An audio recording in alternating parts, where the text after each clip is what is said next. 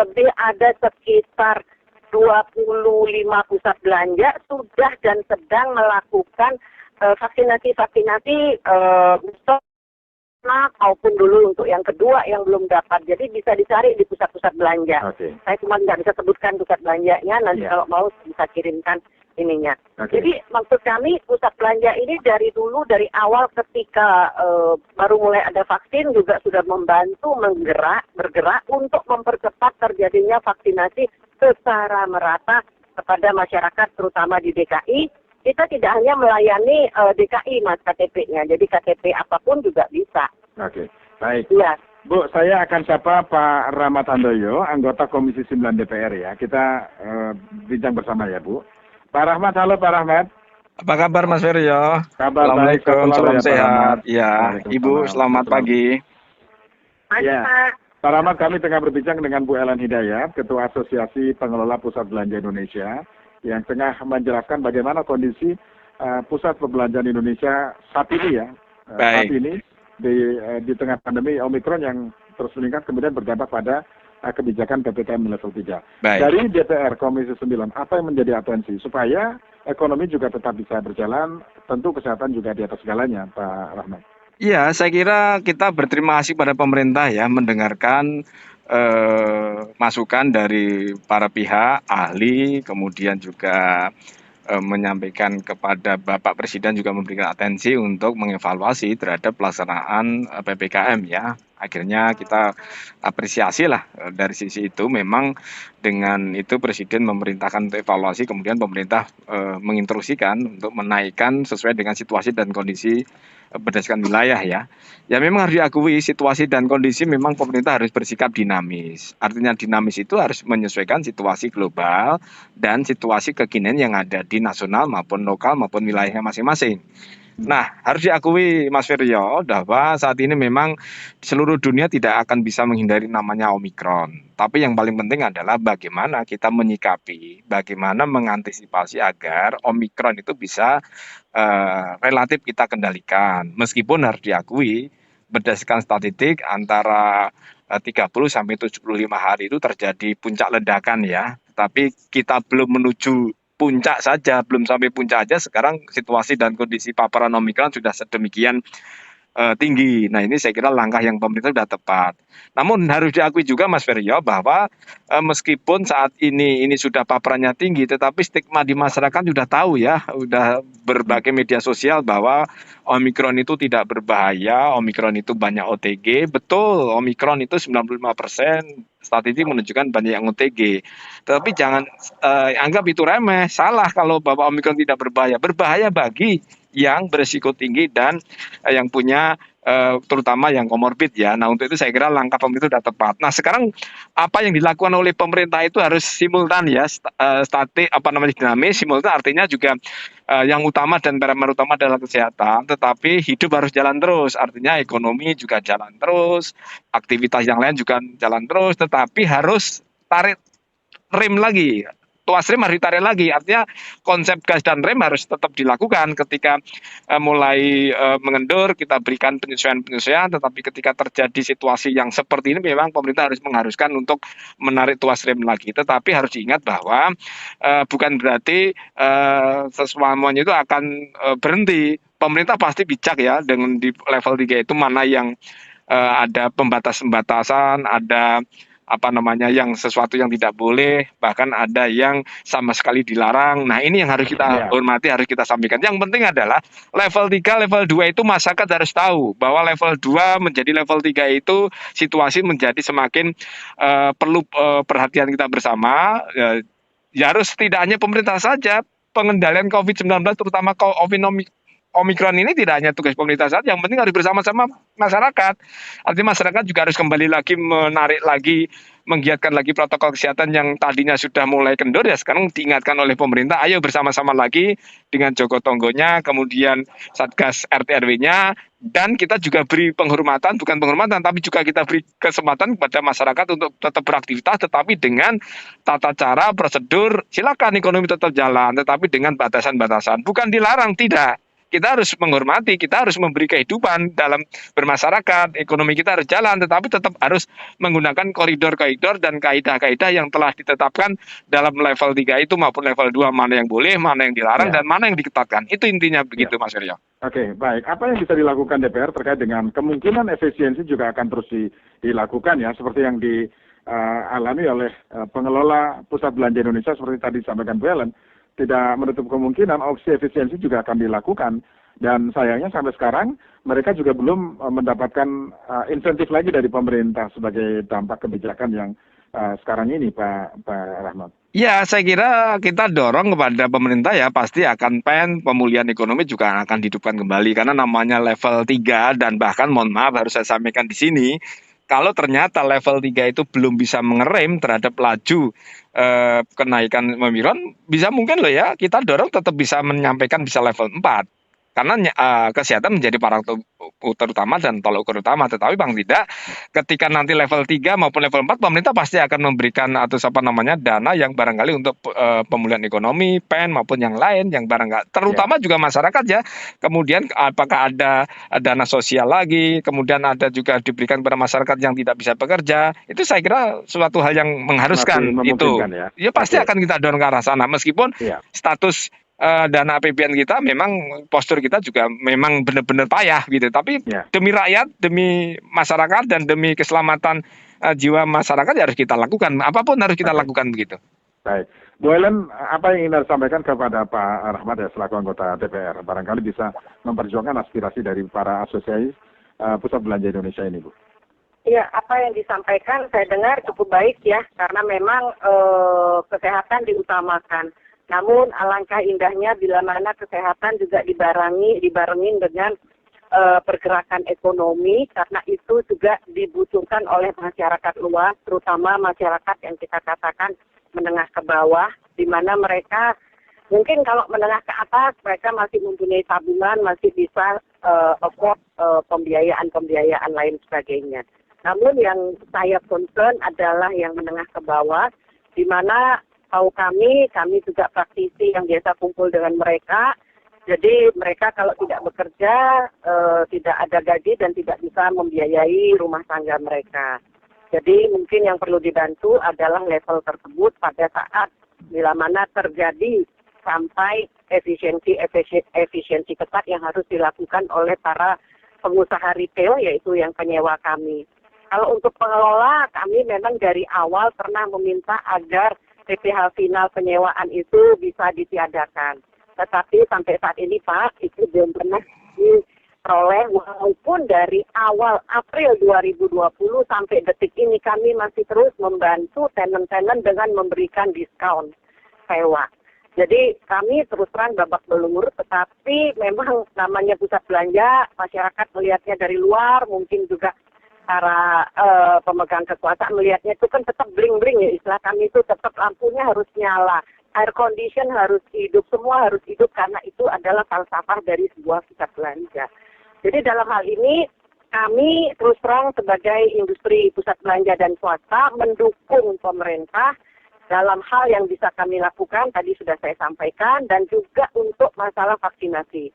Dan yang kami melihat, apa yang disampaikan, kami dengar kemarin bahwa kenapa menjadi level 3, karena tracingnya rendah.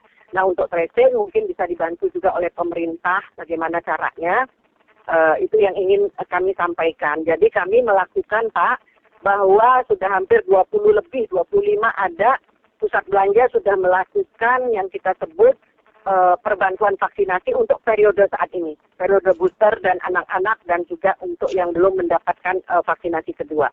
Itu ada di pusat belanja. Nah ini adalah inisiatif sendiri dari pusat belanja, asosiasi mengimbau mereka juga harus menggerakkan mereka, membantu sebenarnya pemerintah untuk pemerataan dan kemudahan bagi masyarakat mencari vaksinasi.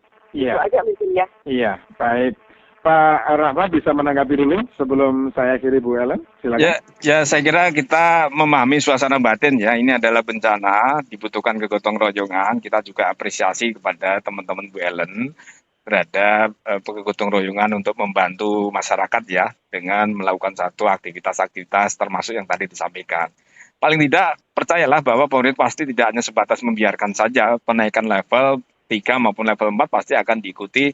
Mungkin barangkali berkaca dari kemarin ya akan ada relaksasi pajak, kemudian penyesuaian situasi kaitan dengan fiskal terhadap perusahaan itu sudah dilakukan dengan pennya bagaimana pemulihan ekonominya. Tentu ini pemerintah menjadi salah satu yang sangat concern dan DPR pasti akan mendorong. Dan kepada masyarakat menengah bawah, terutama yang bawah ya, saya kira dana sosial perlu akan dipikirkan kembali. Namanya juga kalau sudah nanti, mohon maaf ya, amit-amit jangan sampailah sampai level 4 kemudian pengetannya sangat luar biasa.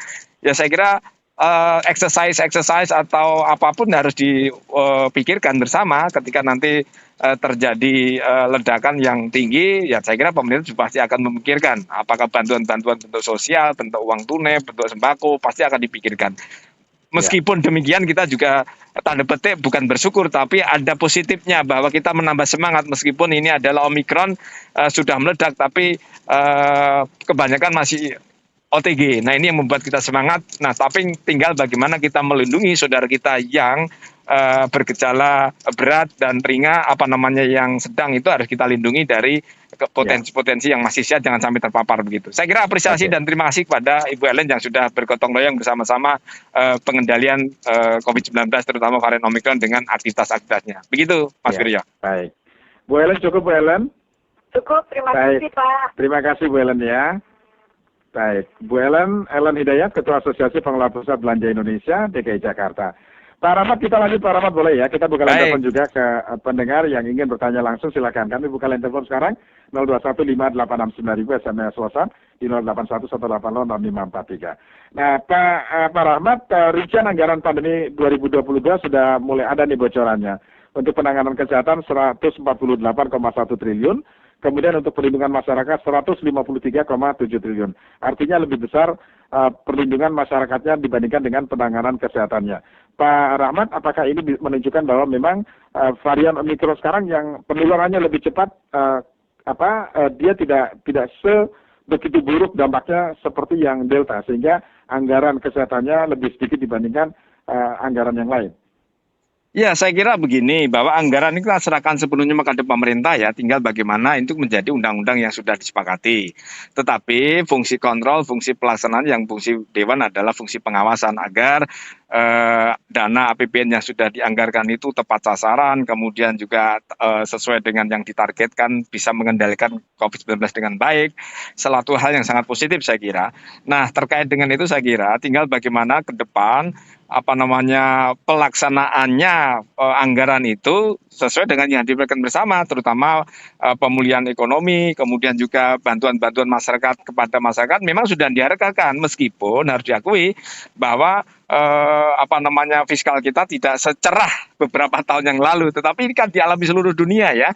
Tinggal bagaimana ikut fungsi kontrol bersama-sama bersama masyarakat, apalagi dengan civil society yang saat ini sudah sedemikian kuat, saya kira kita akan bersama-sama mengawal bersama-sama. Nah, tergantung saat ini adalah yang menjadi fokus kita agar meskipun Omikron sudah mendominasi seluruh dunia dan kita tidak bisa menghindarnya, tinggal bagaimana agar kita bisa tidak terjadi suatu hal yang tidak diinginkan, terjadi ledakan seperti Amerika misalnya.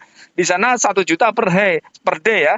Nah, kalau ternyata seluruh masyarakat itu terkena dampak atau banyak bersakit bersamaan, saya kira akan membebani fasilitas rumah sakit kita. Untuk itu kita harus saling mengingatkan, saling menyampaikan kepada masyarakat bahwa ini kita tidak boleh selebor, tidak boleh abai terhadap protokol kesehatan. Lihatlah berkaca dari Amerika, senegara maju pun fasilitas kesehatan mereka akan terjadi satu kelumpuhan atau terjadi goncangan yang luar biasa bebannya rumah sakit. Untuk itu saya kira di samping pemerintah sudah menyiapkan anggaran APBN, tetapi tetap kita sebagai masyarakat saling mengingatkan bahwa yakinlah Delta bisa kita lalui. Makanya dengan pengalaman kemarin kita akan beryakin bahwa Omikron ini akan kita lalui bersama-sama begitu Mas. Baik, kita sapa Pak Theo di Surabaya. Pak Theo, silakan Pak Theo. Ya, selamat pagi. Pagi Pak Theo. Pagi Pak Theo. Semua spektrumnya sudah mengerucut ya. Ya, kalau pencegahan dan isolasi dan sebagainya mulai dari PPKM sampai lockdown itu kan tetap menyisakan kebocoran. Nggak mungkin kalau tidak. Oleh karena itu siapa yang dilindungi juga sudah terkonsentrasi. Nah, tetapi kemudian strateginya sudah kelihatan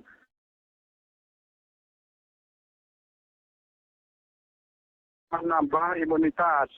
Tapi yang ditambah kenapa masih dengan intervensi pada vaksin dan lain sebagainya. Hanya itu yang efektif, efisien, yaitu dengan cara supaya meningkatkan imun tubuh secara alamiah, yaitu dengan menjaga hidup sehat dan olahraga, katakanlah itu. Kenapa tidak didengung-dengungkan ini?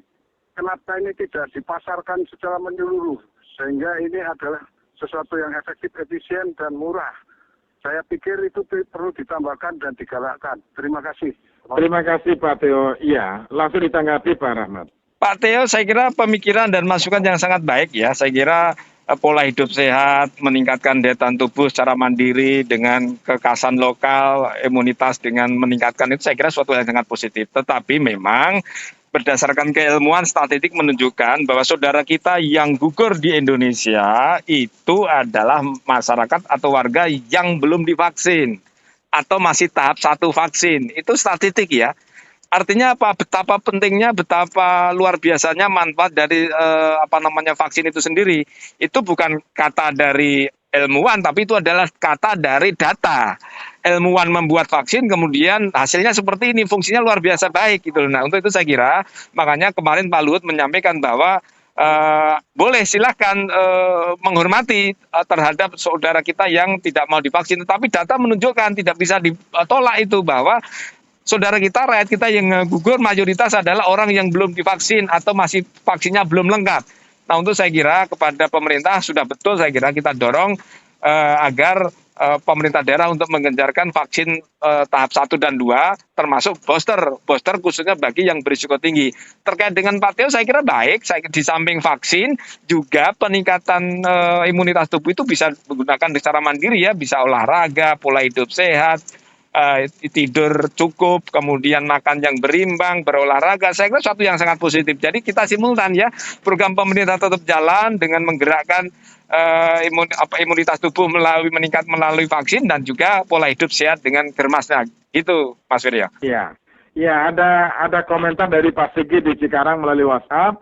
Jika media massa sudah menyiarkan COVID-19 naik, ini tandanya Ramadan akan segera tiba. Kemudian yang lain misalnya LBP minta pertanggungjawaban jika ada yang meninggal terkena COVID terhadap orang yang menghasut untuk tidak vaksin. Apa pertanggungjawaban LBP saat awal pandemi COVID? Dia bilang COVID tidak masuk Indonesia karena udara panas. Tetapi kenyataannya pandemi masuk Indonesia dan merenggut ribuan orang. Nah, apa pertanggungjawaban? Nah, ini SMS yang sama dari Pak Sigit ya. Ya. Kemudian dari Ibu Sri Tati. Tapi kenapa pasar tradisional tidak diperhatikan? Harusnya yang berwenang mengurusnya dan memperhatikan. Pagi disemprot, siang juga sudah selesai, juga disemprot, dan lain sebagainya. Jadi, prokes dipatuhi dan yang berwenang juga mengawasi. Jangan mal saja dong yang diperhatikan. Nah, ini beberapa tanggapan pendengar. Sudah ada yang masuk nih, nunggu ada Pak Widi di Bogor dan Pak Dadi di Bekasi. Pak Widi, silakan Pak Widi. Selamat pagi, salam sehat Pak. Iya, pagi, silakan. Pagi. Ya, Pak, ini berkenaan dengan vaksin. Ini setelah saya cek hampir 2 bulan ini, Pak, sertifikat vaksin saya yang kedua nggak muncul-muncul, Pak. Iya. Gimana itu, Pak, ya penyelesaiannya? Saya coba cek di ini lewat online apa, saya utak-utak di situ dan saya coba, tetap nggak keluar. Gimana tuh, Pak? Iya. Oke, itu saja. Itu aja, makasih. Ya. Baik, terima kasih. Kemudian Pak Dadi, silakan Pak Dadi. Assalamualaikum. Waalaikumsalam. Anggota Dewan yang terhormat Bapak Rahmat. Waalaikumsalam warahmatullahi. Ya. Ini Pak, saya untuk menyarankan untuk pemerintah nih Pak. Saya yang inti aja ya Pak. Bisa nggak Pak, untuk agar nanti seandainya ada ledakan Omikron untuk mengurangi pasien di rumah sakit. Menurut hemat saya gini Pak. Bisa nggak pemerintah atau dokter ini menyarankan bagi yang gejala-gejala seperti Omikron, misalkan batuk, pilek dikasih tahu obatnya. Jadi warga misalkan ada gejala itu nggak ujuk-ujuk apa-apa rumah sakit. Beli aja di apotek, terus diam di rumah, istirahat, minum obat itu gitu loh Pak. Saya kemarin Pak batuk, pilek, pusing, badan lemes Pak. Saya kalau saya di BPJS, saya takut rawan Omikron gitu. Saya minum itu aja Pak, Dekosin sama Desiko sama itu satu lagi. Alhamdulillah saya sembuh Pak gitu loh. Jadi maksud saya gini loh Pak, bisa nggak disarankan apabila warga gejala umum belilah di apotek obat ini, tapi jangan ujuk kemarin suruh jangan kerja, istirahat di rumah, minum obat itu agar orang yang ke rumah sakit itu berkurang gitu loh Pak. Saya saran gitu aja Pak. Terima kasih ya Pak. Baik, terima kasih. Ya, langsung ditanggapi Pak Rahmat.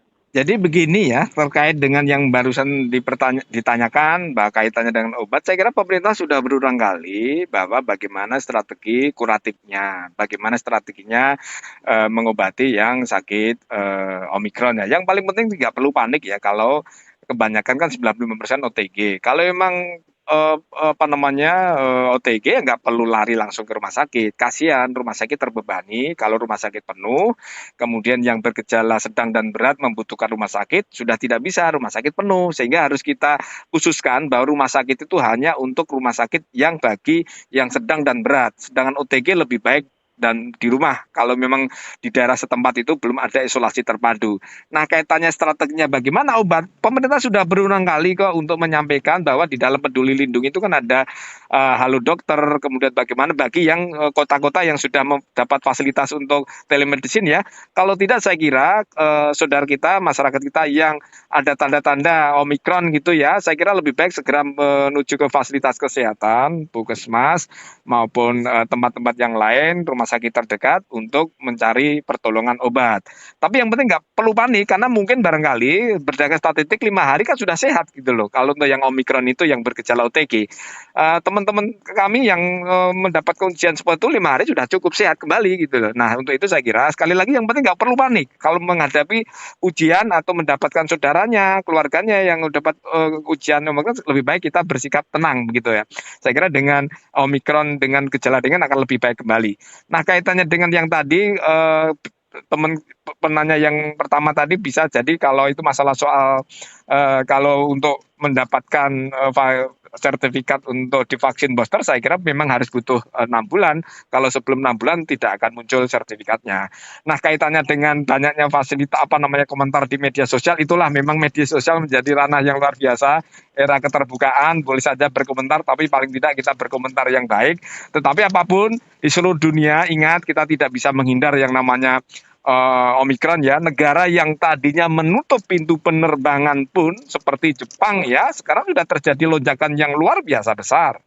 Demikian juga India terjadi lonjakan yang besar sedemikian luar biasanya. Ini tidak ada kaitannya antara hari liburan apapun bentuknya. Yang jelas bahwa Omikron datang ketika setelah liburan Nataru. Jadi ini memang harus menjadi perhatian kita bersama. Jadi saya kira apa yang disampaikan oleh Pak Luhut sudah tepat ya dalam rangka untuk mengendalikan COVID-19. Memang kita butuh kerjasama, butuh kehati-hatian. Tetapi masyarakat yang namanya era keterbukaan ya boleh-boleh saja menyampaikan pendapat. Itu adalah bagian dari demokrasi sebuah negara yang menjunjung tinggi pendapat yang diamankan konstitusi. Gitu Mas Surya. Iya. Jadi terakhir nih imbauan pada masyarakat, karena sekarang kan sudah mulai muncul misalnya selalu dikaitkan dengan ketika mau Ramadan pasti COVID naik. Kira-kira begitulah ya. Saya kira ini tidak ada hubungannya mau ada Ramadan atau ada hari agama yang lain. Kebetulan saja Omikron itu datang menjelang Ramadan gitu loh. Tetapi ini seluruh dunia bersamaan gitu loh. Jadi saya kira kita berpikir bijak, namanya media sosial, kalau sesuatu hal yang tidak baik, tidak berkenan sehingga memunculkan suatu hal yang kurang baik buat kesatuan dan persatuan bangsa, lebih baik kita nggak usah di-share, nggak usah kita berpikir bijak lah. Intinya bahwa Omikron datang tidak hanya di Indonesia, seluruh dunia. Bahkan kita bersama-sama, bahkan negara lain di Eropa itu 500.000 Prancis 500.000 per hari, Amerika 1 juta per hari. Angka-angka luar biasanya di negara kita, di negara mereka maksudnya. Sedangkan kita masih dalam proses menuju puncak. Ingat ya, saat ini masih dalam menuju puncak pun kita sudah sangat tinggi. Untuk itu saya kira langkah pemerintah sudah tepat. Kebetulan saja ini datangnya pada saat menjelang libur menjelang puasa Ramadan kita. Jadi saya kira kita tetap bersabar. Ini adalah takdir dari yang buat manusia dan seluruh dunia. Kita bergandengan tangan untuk mengendalikan COVID-19. Jadi sekali lagi tidak ada kaitannya karena Omikron seluruh dunia mengena, kebetulan saja pas momentumnya begitu. Begitu Mas Firya. Oke. Baik, Pak Rahmat terima kasih sudah bersama kami Pak Rahmat. Baik Mas Firya, salam sehat selalu. Assalamualaikum. Salam sehat selalu. Waalaikumsalam warahmatullahi wabarakatuh. Anggota Komisi 9 DPR